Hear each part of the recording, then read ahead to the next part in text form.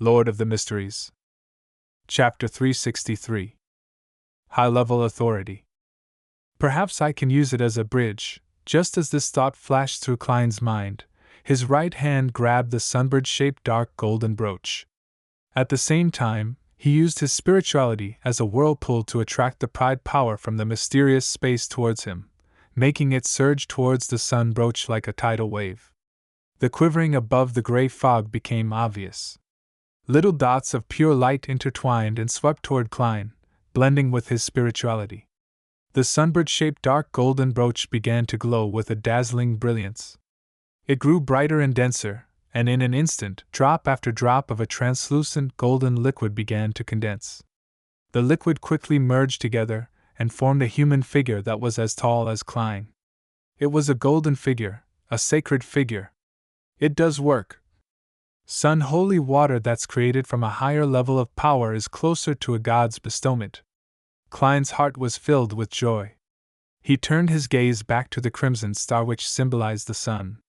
He then looked at the figure that was waiting to bond with the great being. As for the divine figure condensed by the golden sun holy water, it wasn't a result of the sun brooch, but simply a manifestation of Klein's subconscious thoughts. Reaching this step, he had already allowed the golden figure to move forward. Through the illusory crimson star, it merged with Little Sun through the secret deed ritual as it dispelled the evil spirit hidden inside his body, as well as giving him a certain amount of knowledge and a miraculous soul-body experience. However, Klein didn't have much confidence at that very moment. The power of the mysterious space was obviously higher than his spirituality, making him unable to smoothly control the power.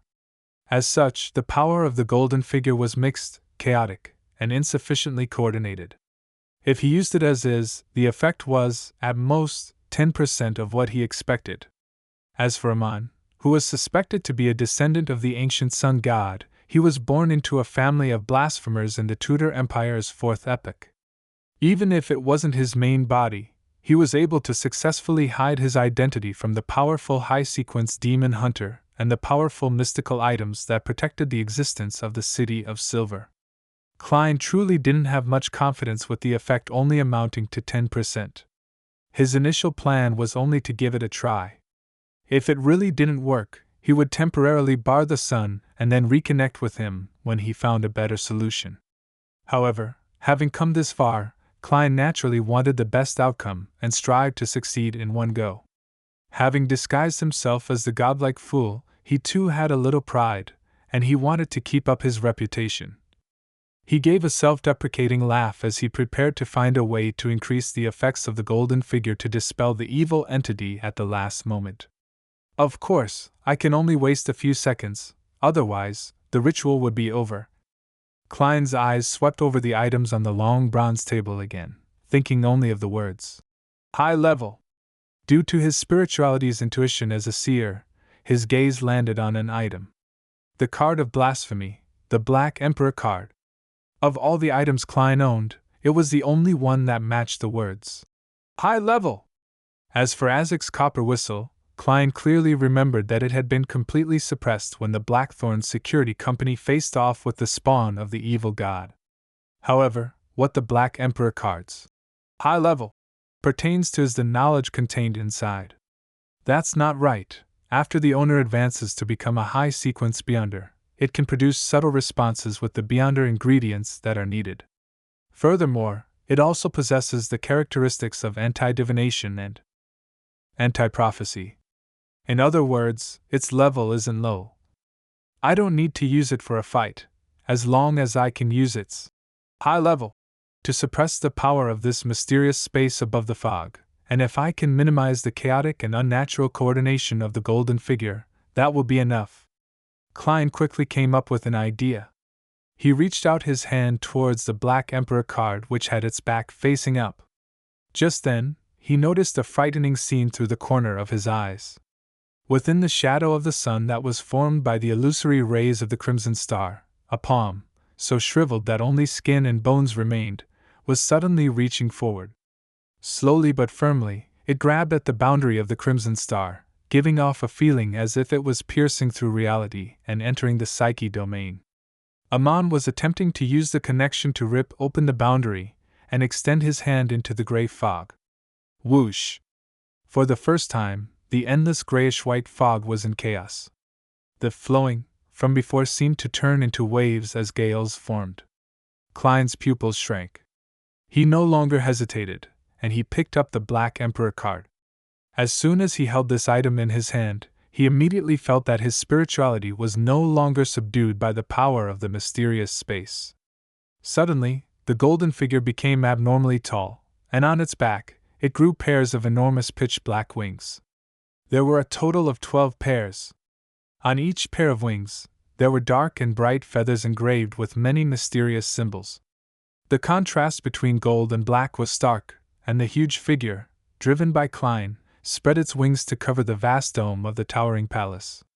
Without a sound, the sacred yet corrupted figure of light and darkness flashed overlapping with the manifestation of little sun that was formed by the crimson star. The light and shadows intersected, and a fierce wind blew in all directions. The palm that was so shriveled that it didn't have any flesh, to the point of only having skin and bones left, shrank backward uncontrollably, but it also firmly refused to retreat. It was like a man falling off a cliff who had extended his hand to grab a bulge, unwilling to let go regardless of what happened. Whoosh! In the midst of the illusory and chaotic sounds, light and darkness completely erupted. The shriveled hand finally lost its support, and it plummeted, constantly disintegrating and disappearing as it did. After a few seconds, the gray fog and the mysterious space above it returned to its previous tranquility, as if no one had stepped inside for thousands of years. Klein focused again and saw that the blurry figure of Little Sun was no longer entangled with the twisted and incorporeal entity. Phew! Unable to stop himself, he heaved a sigh of relief. Then, he conjured the contrasting image from before and threw them at the manifested figure of Little Sun in the crimson rays of light, allowing him to fully comprehend them. In the Berg household in the City of Silver, Derek felt both awake and adrift at the same time. It was as if he could see shadows of ineffable shapes, different colors of light that contained endless knowledge, and a majestic, tall, golden figure looking down upon everything. This figure stood beside Mr. Fool in the thick gray fog, with 12 pairs of huge, dark, mysterious wings on his back. Not only did his body and mind become warm and pure, but he also seemed to understand what was called sunlight. He had even figured out holy water creation, as well as the knowledge to exorcise evil spirits. It also contained images he couldn't understand, such as a towering, hidden pyramidal mausoleum. In that intoxicating soul-body experience, it was as if he had returned to his most carefree childhood, to the lands where the sun shone in his imagination, and it was only when everything was gone and the simple furnishings of his room came into view that he snapped back to his senses. Is this the secret deed ritual as referenced in textbooks? For more than 2,000 years, no one in the City of Silver has succeeded before. No one has been able to come into contact with a mighty existence.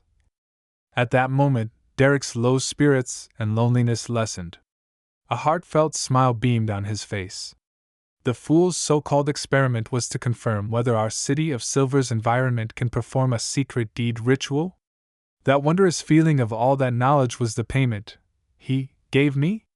Derek lowered his head again and said with great respect, "Thank you, Mr. Fool!" Right at this moment, a grayish-white fog suddenly appeared in front of his eyes. In the center of the fog was a lofty chair. It was the leisurely seated Fool.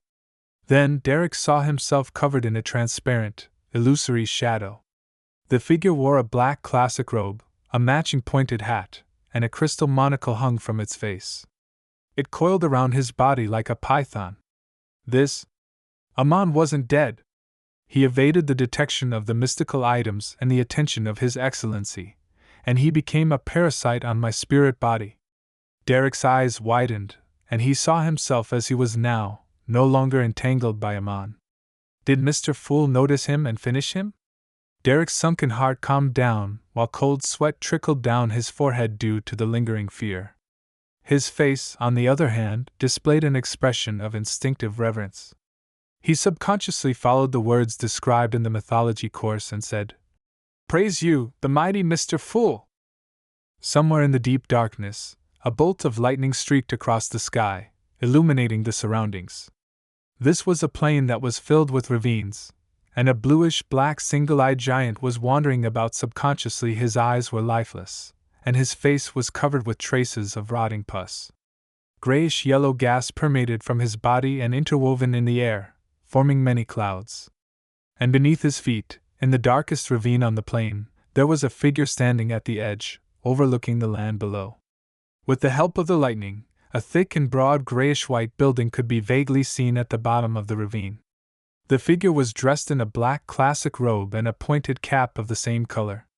It had curly black hair, black eyes, a broad forehead, and thin cheeks. It looked identical to the phantom Derek Berg had seen. He raised his hand and pinched the crystal monocle. Then, he turned his head to the left and looked into the distance. As expected, he suddenly whispered, in the language of ancient FACELESS. After pausing for a moment, the man smiled and said the words, "The fool." Before he finished speaking, he had already jumped into the ravine in front of him. At this moment, the lightning subsided for a second, and darkness completely enveloped the world. After eliminating the fatal threat, Klein returned to the real world, once again feeling the urgent need to advance his sequence. The Amon that I eliminated wasn't the main body. If he truly is interested in the mysterious space above the gray fog, he will soon return to the City of Silver. At that time, I wonder if the 2 legendary mystical items and the 3 demon hunters will be able to stop him. For a mere clone to be so bizarre and terrifying, one can imagine how powerful his main body is. Therefore, I need to conclude the rest of the magician principles as soon as possible and, through digestion and advancement, better grasp the mysterious space above the gray. Perhaps, the City of Silver's Shepherd Elder will be used. If she really is corrupted by the true creator. Klein opened the bathroom door and went down to the first floor while in deep thought.